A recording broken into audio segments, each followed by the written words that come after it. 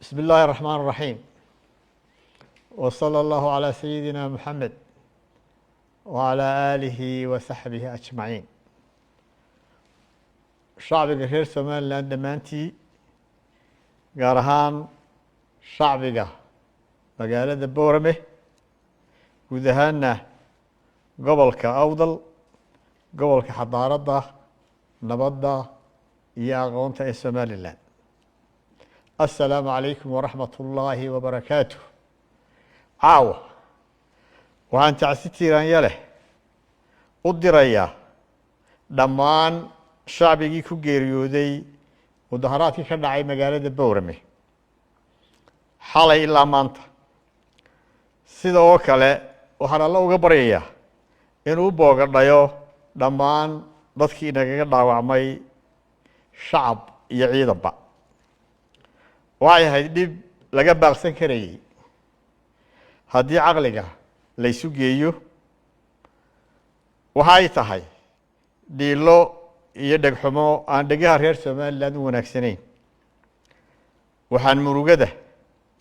iyo xanuunka la qaybsanayaa dhammaan eheladii iyo qaraabadii ay waxyeeladu ka soo gaadhay mudaharaadka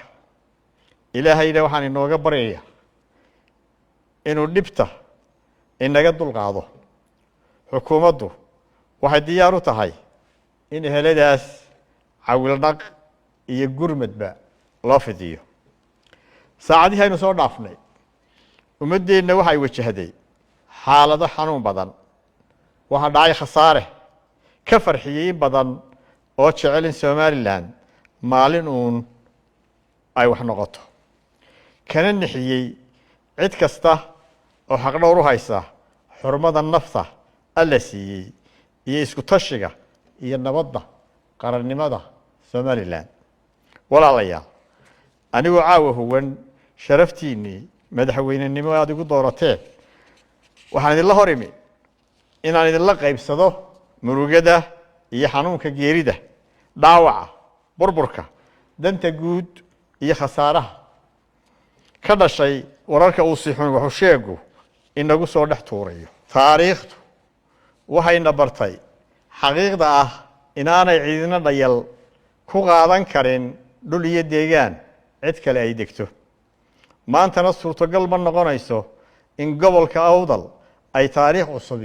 ka qoranto oo ay tirtirto taariikhdaas qarniyada soo jirtay cid kasta oo u fakarta inay taasi dhici kartana waa cid aan aqoon u lahayn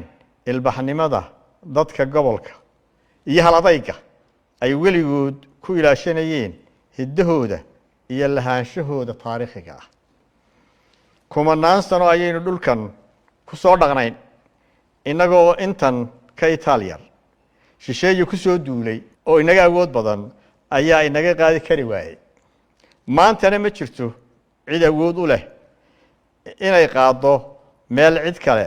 ay degan tahay ama ka riixi karta walaalayaal dawladnimada dadka oo dhan baa leh sidaa awgeed madaxweyne ahaan waxay ugu waajib ah inaan cid walba xaqeeda dhowro cidna aanan ka ogolaan dulmi cid kale xaqeeda ku qaadan karto wixii dhacay baadhis rasmi ah ayaanu ku wadnaa qaladaadka dhacayna waa laga xisaabtami doonaa muwaadiniinta aynu jecelnahay ee maalmaha khayr kale inaga geeriyooday iyo inta waxyeeladu soo gaadhay shacabka iyo ciidankaba waxay heli doonaan xuquuqdooda iyo daryeelkooda ay mudan yihiin waxa aan faraya dhammaan ciidamada qaranka ee militariga ee magaalada ku jira inay dib ugu noqdaan xeryahooda sidoo kale waxaan ugu baaqayaa salaadiinta wadax dhaqameedka aqoon-yahanka ganacsatada reer Somaliland inay degdeg uga hawlgalaan sidii uga qayb noqon lahaayeen xasiloonida gobolka Awdal iyo caasimadiisa Boorama walaalayaal hal la isdejiyo noloshii magaalada caadi hal lagu soo celiyo cibaadada Alle ha loo jeesto shaqooyinka ha lagu noqdo mas'uuliyiinta odayaasha sharafta leh ee dhaqanka iyo waxgaradkana hala dhageysto ugu dambeyn anigoo madaxweynihii aad aqlabiyadda ku doorateen walaalayaal waxaan si dhab ah iiga go'an